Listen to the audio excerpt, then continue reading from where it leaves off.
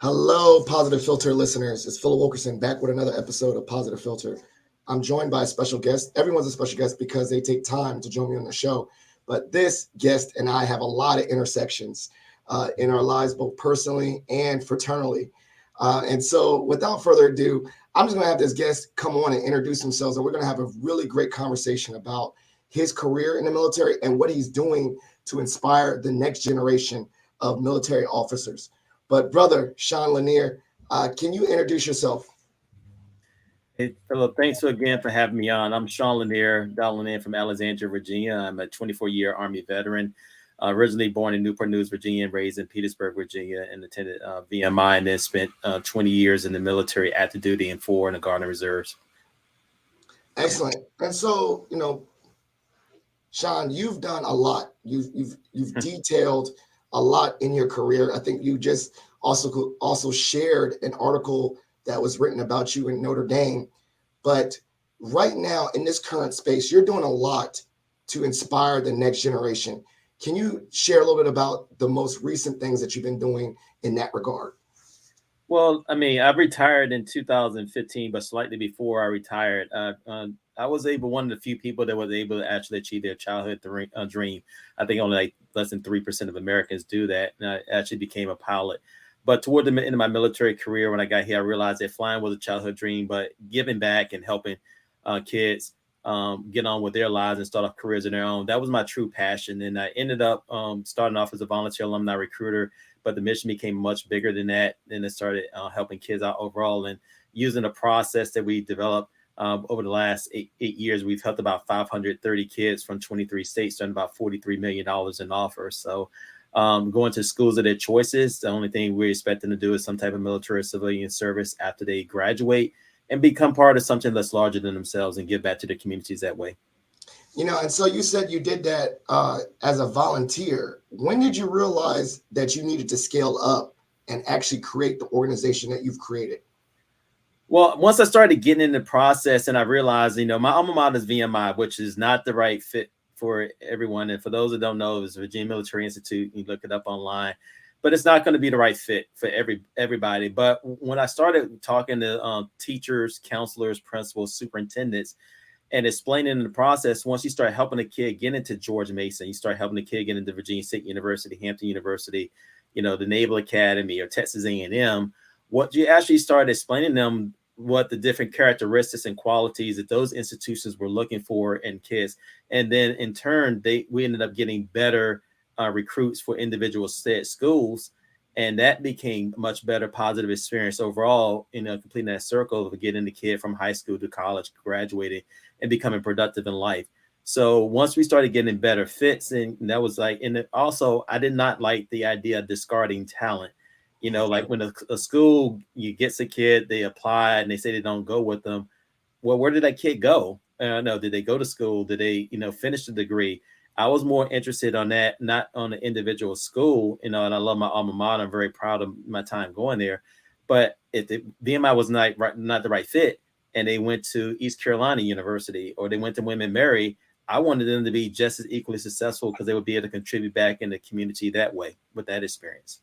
I love it. I love it. And then, I think, first of all, we didn't explain what's the name of your organization. I don't think we got to that, and really just highlight that. And then yeah, just also those early years scaling up. What was some of the things that you've learned over time to realize that there is a strong need, both on the institution's part and the students' part, that you needed to do this formalized organization. Well, my organization is Resolve Solutions Incorporated, or we say RSI, or sometimes we just shorten it. How Americans love shortened syllables, just Resolve. So for me, it actually started off when I started looking at nonprofits. I broke it in a little bit phases. Like, okay, I understood the process of getting a kid from high school to college, graduate, commission, and then getting employed. I understood that part, but as a nonprofit, what I started looking at, using and I have a master's in supply chain management. I started looking at the system as a whole and started figuring out where were the areas that kids would fall through the cracks. There's certain things that ROTC scholarship can provide, which is, tuition and fees for college, which equates to about 52% in-state, 86% to an out-of-state school or to a private school. But what's that delta? that, that out of state room and board costs, or that room and board costs, depending on where you go, that's a significant debt relative to their family. So we started looking at that. Then we started looking at different educational systems. I'm here in the DMV, going to the school systems in Fairfax County, which is one of the most diverse and highly touted in the entire country. But you have PG, Prince William County, close by, Loudoun County Public Schools, Arlington City Schools in Alexandria. But I go across the river, you got DC schools, and go a little bit further, you get in PG County, Howard County, Charles County. So based off of me, I can go within 15 to 30 minutes in any direction and have totally different outcomes in students, educational basis, different degree completion programs, kids taking honors classes, AP classes, dual enrollment. But when they start from day one at the school, they're just a college freshman, right? Or first year student. But, there's different horses that are a little bit further out of the rate, into the race when they start college, and some horses that stuck in the paddock. And that becomes interesting. So when you have a kid, that may be struggling from one school, they're staying up to 1 or 2 o'clock in the morning trying to get it in and figure out, why am I struggling? And their roommate is going to bed at 10 o'clock, but he's an electrical engineer studying Chinese. Well, it's not because the student is either student smarter than the other. The student that's electrical engineering Chinese, well, he may have had dual enrollment. He came in with 60 credit hours. He may have did a study abroad opportunity, and, was partially, not fluent in the language, but, definitely comprehended and coming at the 200 level. But it doesn't mean that they can't catch up with each other in life. The problem is that you got that window of opportunity in their freshman and sophomore year, so they can be competitive by their junior year. But how do you do that? So if you got the threat of debt, worrying about how to pay the bills, you're getting crushed because your roommate is going to sleep, and, about 4 hours early before you and chilling, and you're struggling, trying to make it. that's not necessarily equitable, right? So, so that's where we started looking at, hey, what is a nonprofit they can do? DoD can do certain things, schools can do certain things based off the financial aid, and that varies from institution to institution. Some schools out here that if the student gets the ROTC scholarship, the school will pay for the room and board. Well, that's a huge factor, but it may not be a huge factor if it's not the right fit socially. That is, you got a full ride, but you don't feel like you belong. So there's a lot that goes into it. So I think that's where I figured out, as a nonprofit, we fill in the gaps by trying to provide funding for 3 programs to help improve the retention, graduation, and commission employment rates. Summer bridging program, get a student on campus before they start their freshman year, have them take 3 to 6 credit hours, get them acclimated to campus, teach them how to build a relationship with the faculty, introduce them to some local alumni. The second program is summer school. So go to summer school after your freshman year to prevent the melt. The summer melt, I don't really like to refer to as summer melt. I think that the melt, or the issue that what you keep ahead of kid in summer school after freshman year, you're having them maintain positive time management habits, teaching them time management. If they can get up over the summer on their own, get to class, learn how to study, those habits come back over. So when they go into their sophomore year, they're much more confident in themselves, knowing what they need to do to study, figure out where's the best location on campus to study, and do it that way.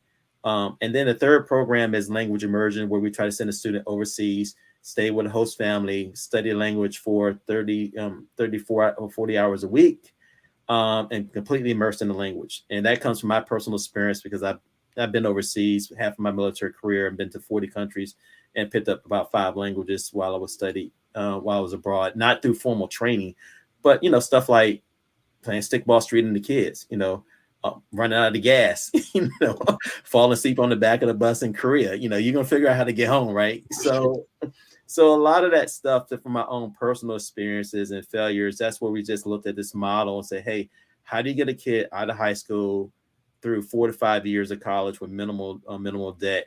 And we got these great institutions out here providing funds. We got the government, Uncle Sam, providing some dollars.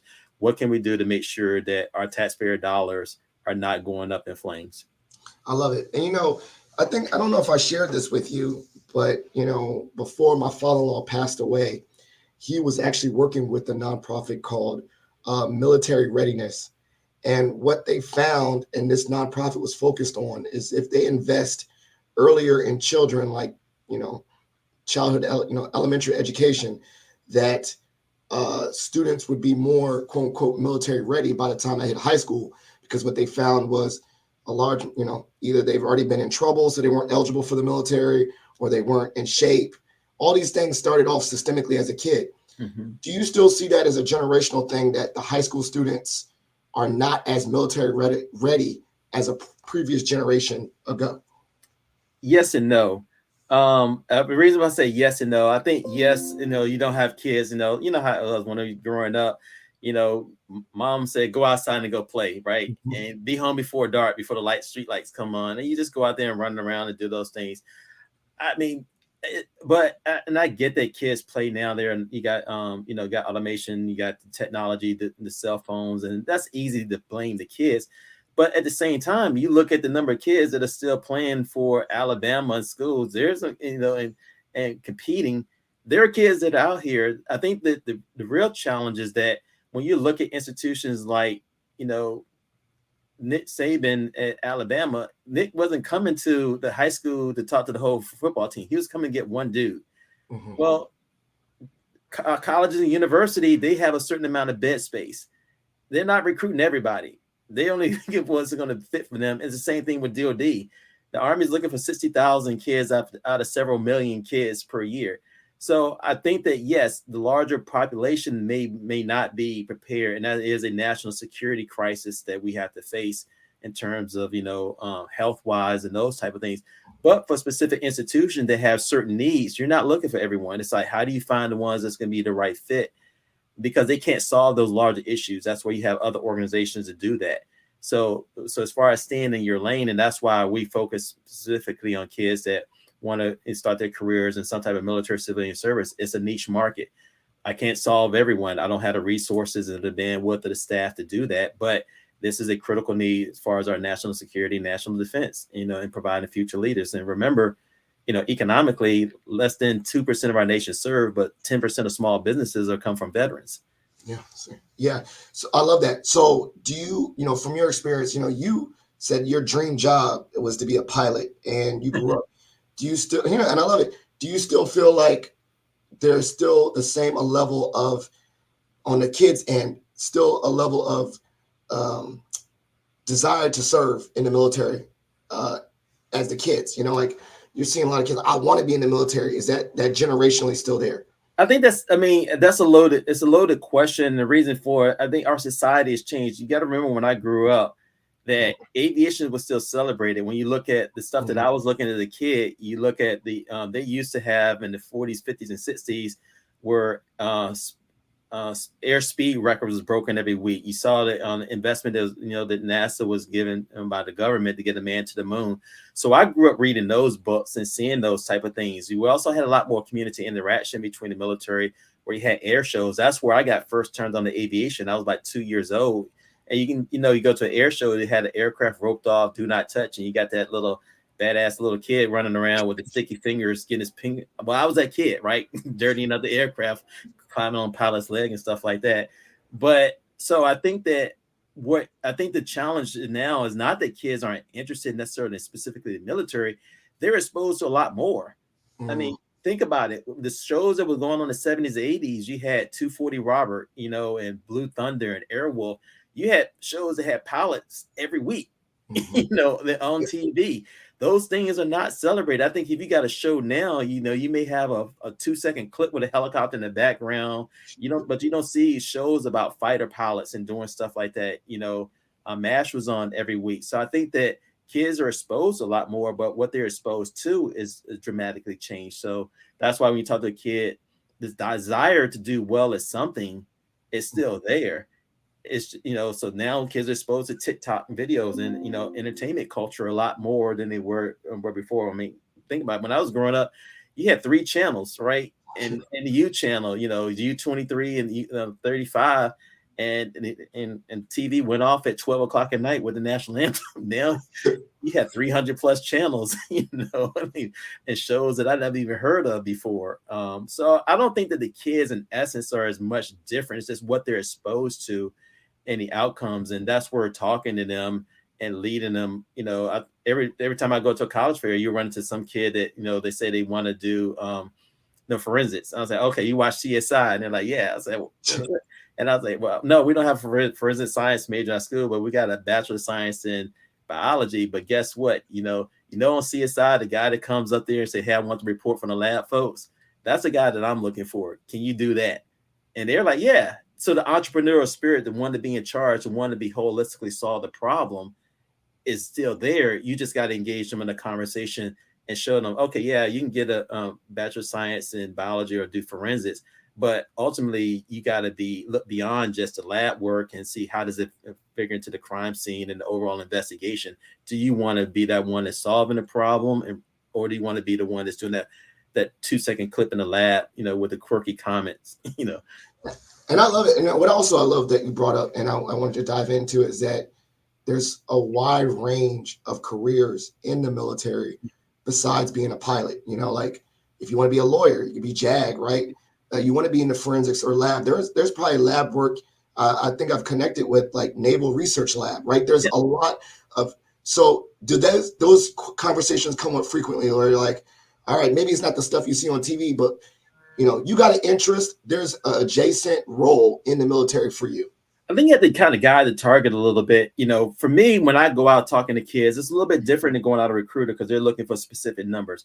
So I can come at it more from a grandfatherly or your the cool uncle type of perspective, and ask them, hey, what do you want to do when you grow up? Because what people don't realize, and this power problem has been persistent even when I was coming up, that the military is like a Fortune 500 company. You have doctors, lawyers, accountants, staff, managers, HR people. You have all those things in the military. It's just that there's typically, as an officer, there's going to be a leadership component to it. That they're not going to allow you to stay in that job and do the same thing. They're going to expect you to grow and be a lifelong learner and continue to develop your craft and become a better leader on top of that.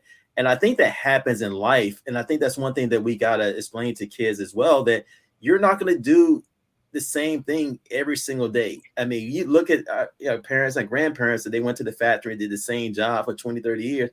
Our society has changed. That's not expected. So it's okay to allow a kid to do what they're interested in doing, but teach them about the other opportunities that they can grow into something else. I mean, think about it. I graduated with a history major degree, and a lot of people say, oh, that's worthless. Well, okay, I also became a pilot, so I understood about aerospace engineering, mechanical engineering, weather, meteorology, all of those things, but also, end up picking up several languages on there. So I ended up doing about transportation. I got a master's in supply chain management before people knew about a supply chain, and now people can tell you exactly why that ship is stuck out there, why they don't have toilet paper, or why they get their gear from Amazon. So those things have been part of my maturation that I didn't think about. Yes, I wanted to be a pilot. That was it. But everything else that I grew and matured, you continue to evolve as a person. And that's what the military wants, for people to grow and evolve. And they don't expect you to stay for 20 years like I did. Hey, most of the time people can get out after the initial commitment of 3 to 4 years, and then they're gonna go back, get their MBA, or start a small business and do that. But you're still gonna have to grow and learn. But it's the skill sets of having led people already that you can't take that away. That's the difference. Being responsible for others, teaching, coaching, mentoring, managing those folks, and growing a team. I love it. And I think you even spoke about the leadership and stuff like that. You are in a lot of spaces, not only with institutions, but employers. And so what are some of the things that you hear that employers need, what skills they want? And then how do you, convey that? Like, let's say, for instance, employers say, I want, leadership skills. How do you convey that to students? Say, hey, these are the skills employers want. If you have a career in the military, you'll be competitive for these employers. I think through our program, we taught the kids about becoming a whole person.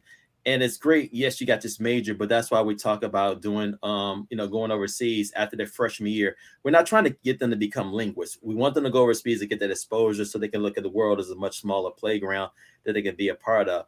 Now, if they come back and they say, hey, I want to, do something else and take 300, 400 level, I want to study abroad and continue to pursue that language, that's great. We celebrate that, but we anticipate maybe 5 to 10% to do that. The rest of them are going to be much more competitive to go do an internship in a Fortune 500 company or in a government sector, in agencies like the FBI, CIA, State Department, those type of things. Either way, you're still building on that whole person concept. And there's after their sophomore year, junior year, and senior year. So they become an officer, but now they've been exposed to different career opportunities. So when they decide, hey, I got a family, I want to stay in one location. I met this company, I circle back to them. They're interested in me, I'm interested in them, and it works out. Or you can have someone say, hey, look, man, I saw the corporate sector and everything. I'm feeling my thing in the military. I'm gonna ride this out until the brakes roll off. But what we find the same thing. Industry is looking for the same thing as military. They're looking for leadership, and it is not necessarily the people that gonna come in and say, I'm gonna be in charge. That's not it. But they're individually be able to maintain themselves, make people feel good about themselves, and motivate people around them. Everybody wants that person on their team that they're self-starters who can come in, not just being on time and showing up, but be able to identify a problem and identify solutions to an issue before it becomes a problem. Because that translates into cost savings. So yeah, every corporation wants workers that's going to be engaged, intelligent, and then looking out forward on helping us solve problems. So that's a valuable member of their community. I love it. And then one thing I was thinking about is that you travel a lot, for your work. And this is kind of a random question. Do you think, is the DMV really, really a military specific area in your travels? And is that just the observation you have? Because I'm just thinking about it in regards to the people I meet, the veterans, the intersections here at George Mason. This is a very military heavy area. It is. Do you notice that around the country? And then let me ask this too, because this is a very military heavy area. Do you see a lot of the kids being exposed and wanting to be in the military in this area as compared to other regions in the United States? Yes and no. Okay. You got to remember 80% of northern folks in northern DMV are not from the DMV, right? Yeah. So, and a lot of times when you're dealing with parents, and I tell this, I tell parents this all the time. Okay, yeah, you may have Incredible Hulk DNA in your blood, but your kid is a DMV kid, right? It's something that takes over. So kids are exposed a lot more, and then yes, there's a higher concentration in the military.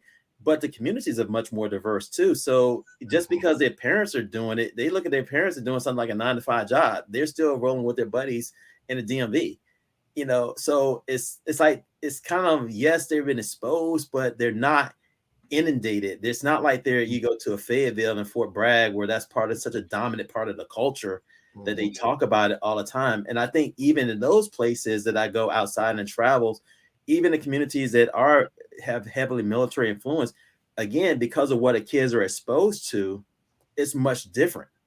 They can be right next to the base and never be on it, because if their parents don't live on it, so they're not part of the culture. They're not seeing soldiers run around and doing PT and doing stuff like that. So yeah, so that's why I say yes and no, because they can be there, but they're looking as far as what's in their hand. Right. So that's a good point, because I used to remember, I don't know, just it felt like two different worlds when I lived in Fort Rucker, Alabama. As a little kid, I could just notice it. As a child, you step off base, it's a totally different world, and it could be a bubble. And as you said, people can't penetrate that bubble from the outside, And now, even more, if you're not military related, you don't just come on base no more. It's not as open as it used to be after 9/11. So it definitely probably does have a major factor in exposure, even next to the base. Right. And like I said, you got your personal bubble, again, what goes beyond your social media. So you can be right there next to the base, walk next to the fence line, and you don't see it. I talk to kids all the time around here. You think the kids be interested in the Coast Guard because you see the orange helicopters flying up and down. Not if you don't look up. And plus, after a while, you get used to the air corridors, aircraft flying around all times. So it's like completely void. Then you go some other places, they don't have an aircraft flying overhead unless it's like 25,000, 35,000 feet with contrails. And again, if the kid ain't looking up, they don't see it. So it's really interesting that someone can be right there and not be a part of it at all. And also, you said over 500 kids, and I think, this is an audio podcast, so those won't be able to see this good brother, but this is a Black man And I'm saying that to say, what about in your time out of the 500, the intersections of diversity within your program? And you really do a good job about this too, is providing access to marginalized groups and other groups that maybe not get a chance to go to college. So can you speak to that and that aspect of your actual organization and in general about the opportunities the military can provide? I think for the audience at large, you got to understand that I've gone through this with some alumni. I go with the coalition of willing, the ones that's willing to volunteer. Schools were desegregated a few decades ago. So you can't go in looking for a certain race, right? You go into school, you play what you get. Now you can look at the statistics of the schools and look at the demographics and do that. And I tend to go to more schools that are when I was recruiting for VMI, I looked, it wasn't where they were going. I was looking at where they weren't going. And I focused there because there was no sense in double tapping there. And that's the same thing when I volunteered for part of the West Point Field Force and you look at where they go, look where are the areas that you're not going. Because the problem right now with recruiting, one of the issues is that there's always been more kids than there are recruiters, right? There's more kids than there are veterans. And if you don't have those folks out and involved in the community, you're only getting a fraction of what's out there. So that's where I looked at is like, okay, where are people not going? What are the organizations that have kids? That's why, with DOD not partnering with organizations like the Divine Nine, I've always scratched my head because when you talk about alpha achievers, Kappa League, Delta Gems, I mean, they got kids already. When you look at Jack and Jill, well, their kids are being programmed to go to college. Why aren't you talking to them? Or Top Ladies Distinction, they got their Top Teens of America program. Their kids are going to college. So it kind of makes sense to, look, this is not rocket science. My uncle was a Master Chief in the Navy. First time he took me fishing was in Waco, Texas. He was from Dallas, to a stock pond with catfish. And guess what? I put stink bait on the hook. I was catching fish within 3 minutes. So I never learned about fishes, about patience and waiting. No, if you go where the fish are biting. Right? Yeah. So it didn't make sense. Like, this is not rocket science. If you go to the organizations, the people who have access to kids that are mentor kids, 100 Black Men of America, a coalition of 100 Black women, in the Boys and Girls Club, some organizations get a lot of looks, Boy Scouts of America, Girl Scouts, larger organizations, but what are the organizations that have fingerprints on kids that you're not talking to? Again, that's why I said it's a lot of stuff is not, you're not recruiting the whole high school football team. You're looking for one dude that. If you find two, great, that's a bonus. Right. I love it. And then also just recently, I mean, you do definitely do that because you particularly go to Bea or Nesby. And I saw that you went to the Southern region, particularly, and they had a career fair. Yep. What was the rationale for those spaces? And just, is that kind of like the reasons that you shared earlier? Well, Bea, for the audience out there, Black Engineer of the Year, or Be Everything You Are, is a 3-day STEM conference that takes place the second weekend in February, normally overlapping Valentine's Day on the Thursday, Friday, and Saturday. But the reason why I try to have kids that come there and get them exposure, I mean, I think I had 22 cadets from VMI that came up there, 4 from Howard University, Army ROTC, 4 from the Air Force, some cadets from Delaware. We also had some cadets from Naval Academy, Air Force Academy, and West Point go there. Well, because they got 70 plus companies there that's looking to get kids internships. So that makes sense to get them exposed. If you've already had them going through college, being successful, they're young, they're in shape, they're walking erect, they're very articulate. So a lot of those employers are looking for those kids, right? And I go through this every year with kids at VMI. I'm like, oh, I want my uniform. I want to blend in. Hey, God, this ain't the time to blend in. This is time to stand out. Right. Yeah. And then every time we take them up there and they wear the uniform and people be grabbing them, hey, what you going here? They're like, oh man, I'm so glad I wear the uniform. Now, of course, they don't tell me, they whisper to their buddies, right? But same thing with the Alpha Southern Convention. They got reached out by a good brother there telling me about the event. I pitched it to my alma mater VMI. For them, they said, hey, they were on like a lot of institutions, admissions officers do not have an unlimited budget, for like travel, marketing.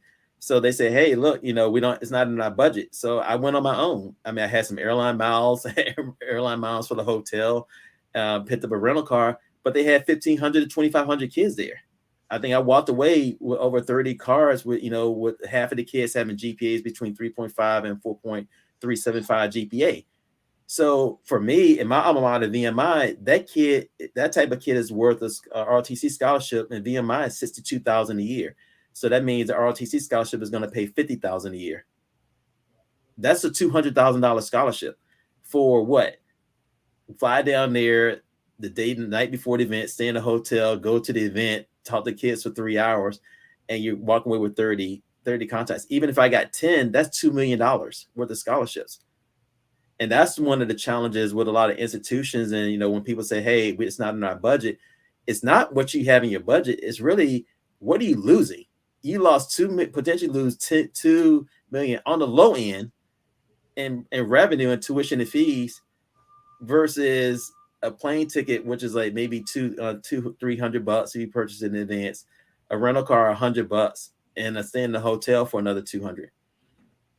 So those are the decisions that they have to make. And I think that a lot of times people don't look at it that way because there's this notion of, well, you never miss what you never had. Well, that's not how business works. Especially with, for-profit business. When you look at, you tell if you went to your shareholders and told them that, guess what? That CEO is out of a job. That CFO is out of a job. But when you talk about academic institutions and everything, that's where some of the challenges that some of these presidents have to start challenging these admissions offices and saying, hey, you get the bottom line, but where are you going fishing? Because there's fish out there to be had.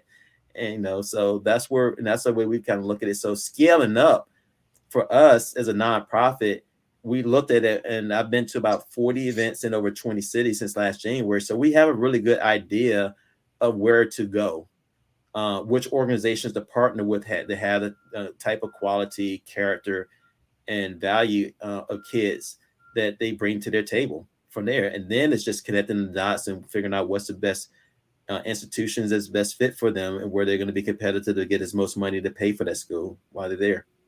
I love it. I mean, and you have so many success stories. I see them all the time. I see that you highlight your student success stories. And I'm pretty sure it's not an impossible, it is an impossible question. Like, because like you can say, which one is your favorite? So I'm not going to do that. But I'm going to say most recently, what is one student success story that's really just resonated with you recently? Because as I said earlier, you have so many stories you can pull from, but one just recently that comes to mind. Well, for all the kids out there, I post the stories because they share it. Because kids are like loose marbles, right? Once they get on college, they don't always keep you informed. So you have to kind of sneak around, watch your social media. And there are a lot of them doing some great things. So it's not like the ones that we post, they shine out anymore. They're just the ones that share their story with us, and we share with a larger audience. But I would say that the couple of stories that are the most significant right now, the ones that are actively happening, Heavenly Simmons, who is a sophomore at Howard University. She's from Warner Robins, Georgia. Got a 3-year ROTC scholarship to go to Howard, but we talked about going overseas and, to kind of tickle her fancy. She applied for Project Global Officer, sponsored by DOD, and spent 4 weeks in Amman, Jordan. We then sent her over to Dubai, UAE 3 weeks after that for language immersion, which is a much different experience than cultural immersion. So it was more of a sink or swim type thing, but she got her butt kicked, but she still wanted to go to additional countries, but she ended up using that experience and growing from that to come back. She did an internship this first semester of her sophomore year with Congressman Connolly of Fairfax, Virginia. And then like 2 weeks ago, she's briefing the Army G2, Lieutenant General Hale, because they took a team of kids over from Howard University, the PMS, who is also for Lieutenant Colonel Jonathan Coe. He took a group there, and she's up there, and you can see in the pictures, she's taking notes, sitting right up there. But that comes from the confidence of having been in a congressman's office, having been overseas. And then when you're talking about a sophomore, so what she's going to do the next 2 years is a junior, senior, once she really figures it out, what she's capable of. There's so that story is to be told. Hopefully she goes overseas this summer. We found the master's in economics to NYU that's in Abu Dhabi that, hopefully she can compete for that. But that's what we want. And another story, if you don't mind, is Alondra Alondra Diaz. She's a sophomore as well at Penn State University. But Alondra, it was a little bit longer plan. She wanted to be MI officer, so we sent her to Lisbon, Portugal last summer. So should be competitive for Project Global Officer this summer to study Portuguese in Brazil. When we send to Brazil, hopefully she gets picked up for the Bourne Award, and that way she can study the first semester for junior year Arabic in a foreign country, come back, do her second semester of junior year, go to her RTC advanced camp, and then go back overseas, and then come back and prepare to take her LSATs. Because what you want to do is she can then graduate commission, and then with her, and Alondra is a first generation American, Honduran descent, right? So Spanish was already there, adding in Portuguese, you get her exposed to Arabic, she becomes an MI officer or a military intelligence officer for 2-3 years. And then she can apply with her LSATs that last for 5 years. She can apply to law school and that fully funded. And oh yeah, by the way, you still got agencies like CIA, FBI, State Department whispering, say, Defense Intelligence Agency, hey, psst, look over here, look at us. But that's what you want kids to have skill sets and confidence that other people see value in that and say, hey, I want that person on my team. I love it. I mean, it's just really inspiring. And so I kind of got you. I said the last part of our show is called shout outs and plugs, but we're going to do a segment called Shot for Shot, where you get to ask me any random question. I get to ask you any random question. You want to go first or I go first? You go first. All right. So tell me about the first time you met my dad. Why is that significant? And I will share this with him this episode, but that is my random question for you. All right. The first time I met your dad, Eshawn Lanier was a second lieutenant in Fort Rucker, Alabama. I had got assigned to fly Apache helicopters. And, all the folks out here that's frustrated with Congress, government shutdowns have been going on for a long time, and there's always a trickle down effect. So I ended up losing my, the government shutdown. I lost my Apache helicopter slot to start training the day before. I found out on a Friday, like I was supposed to start that Monday. So I got put into a holding pattern, and they sent me to go work in the garrison commander's office at then Fort Rucker, Alabama. So I walked to the office to go report in and introduce myself. And I walked in, and it's a colonel's office, and and then I look at the front of this desk, and there on the floors is this little display plate that had like a VMI cadet, and I say VMI. It's like, oh, okay, then that's what's up. All right, I'm a VMI alum, cool. And then I looked up and I looked around the room and I saw all these Buffalo Soldiers paintings. I'm like, all right, this ain't adding up. 1 + 1, the 1 + 1 is equaling 3. This math ain't mathing, right? So I'm like, when I come there and I heard this, yes, can I help you? And I turned around and I looked at him, obviously African-American colonel, and I looked at the name Wilkerson. And as a history major, I knew about the first African-Americans that went to VMI. I'm like, oh, you're that dude. Right. Totally lost of composure, military bearing, all of that was going out the window. So that's how I met your dad, because I was assigned to work in the garrison commander's office while the Army figured out what to do with me. And they end up finding me, end up telling me to fly Black Hawk helicopters instead of Apaches, which was me, it was cringeworthy, because the day I started the Black Hawk course, the Apache opened up, and I was trying to switch back over, and they wouldn't do it. So if anyone out there who knows, there's a difference between mentalities between a Black Hawk helicopter and Apache pilot.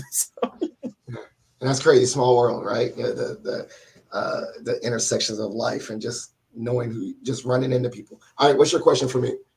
My understanding, if I read correctly, how did you meet your wife? And how did that tie in George Mason? Because you guys, I think I saw an article. Okay, so the Mason part has nothing to do with our relationship. Maggie went to West Potomac. I went to Mount Vernon, and then coincidentally, we lived parallel from each other, like a mile from each other, but didn't know each other. I should have went to West Potomac, but I did the IB program at Mount Vernon. Okay. And then the summer going into college, we met. And I would say the rest is history, because I always wanted to go to JMU, but my grades was boo-boo. And I can admit that now. I'm always a smart kid, but I just was underachieving. I was an intelligent underachiever. But I went to Bowie State first. She went to JMU. and then I transferred to JMU, and the rest is history. Oh, it was Now, JMU, not George Mason. That's what I yeah, meant. JMU. But I will tie in the Mason part because it does have a. Now that I'm thinking about it, while I was at my wife's a social worker, and during her whole time, she was like, "Philip, you should be a social major with me." And I was like, "There's no dudes in that program." No. So I studied history, literally. But I like working with people. So the first job that I got when I graduated was at a school with children with special needs. And I realized I did like working with people. And roundabout way, I didn't get a master's in social work, but I got a master's in counseling, which is a helping thing. I could have done a master's in social work all along, but I needed to find my way. So I did that at George Mason. So I get, roundabout way, that was my destiny to get my master's and help people, even though my wife said I should have done an undergrad in social work at Yeah. JMU. My apologies. That's what it was. I saw the article. Y'all were in a contest for. Oh yeah. That's the JMU love. Yeah, we were trying to win. We got second. They still give us a gift card. Shout out to them. Yeah. Gift card that we're gonna use. But yeah, it was down to the wire, man. We was trying to get people to vote for us and all that stuff. The girls, the leaders just blew us out the water. They had like 600 votes, something crazy. I was like, all right, we can't win. Yeah, But we tried. I went through that. We were recipients. We came in third place for a competition for veteran organizations through PenFed, Pentagon Federal Credit Union, and it's getting votes and through social media. That's a whole job. You need a whole team in order to do that. I was spamming people, sending the link to everybody, and then I would check it. And I'm like, how am I still behind 300? like it was crazy. They got bots or something. I don't know. I'm just joking, but it was competitive. Well, Brother Lanier, this has been a great episode. Thank you so much for joining us. This is the part of the show called Shout Outs and Plugs. So shout out, show love to anyone you want to show love to, anyone. And then plugs. These are the resources, the things that you're working on that you want me to include in the show notes so that I can share with my listeners when I upload this episode. But the stage is set. Shout outs and plugs. Well, definitely like to send a shout out to University of Notre Dame, the Idea Center. They ran an article on us that came out yesterday. Love for people to check it out and read it. Definitely the writer did a great job just capturing our story to the best of her ability to kind of translate the why. Because a lot of people try to figure out like, well, why are you helping kids that you don't even know? And you'll tell that a lot of our organization was based off experiences that I had or what I learned from other students not making it, or students that were far better than me that dropped out for one reason or another that didn't disclose. So those lessons learned have culminated into our business model here at RSI. And then definitely like to give a shout out to all the other mentors out there that have been supportive over the years, Lieutenant General Gwen Bingham, your pops, a lot of other folks out there. Even in the article, you see my interactions with General David Patriots. There have been a lot of people along the way, General Johnny Wilson's and guys. There have been people along the way that people never met that are great Americans that, just exposure to them, thinking about you. And oftentimes when you're around people, they often see something in you that you necessarily don't see in yourself. And having that, that exposure to folks that kind of believe in you, just didn't throw you out, that means a lot. So definitely shout out to all the folks. And there's a lot more people that had fingerprints on Eshawn Lanier over my 20 plus year military career.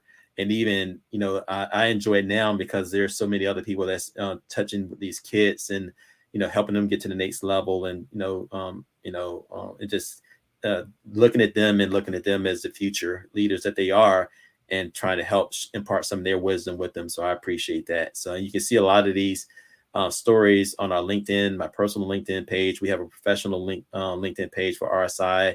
You also see us on X, Instagram as well.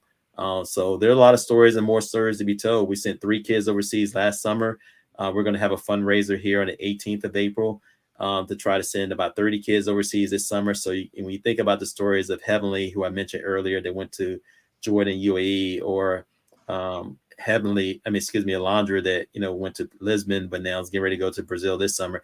Imagine if we have, 15 to 30 kids like that on 5 or 6 different continents, and then coming back and contributing. What would they do in their sophomore year, junior year, and then when they pen on those bars and graduate and represent their alma maters, both high school and college, in our nation and their communities? Just real quick, can you give us, is the fundraiser in-person fundraiser? Can you do a little bit about that so we can make sure to elevate that?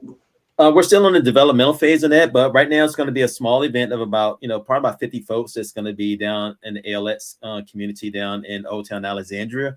From there'll probably be another virtual portion. The initial ask, we'll probably try to raise about $25,000 during the initial campaign. But because kids don't fly until June, we're probably going to extend that out. When you talk about 30 kids, $7,000, that's really, a piece.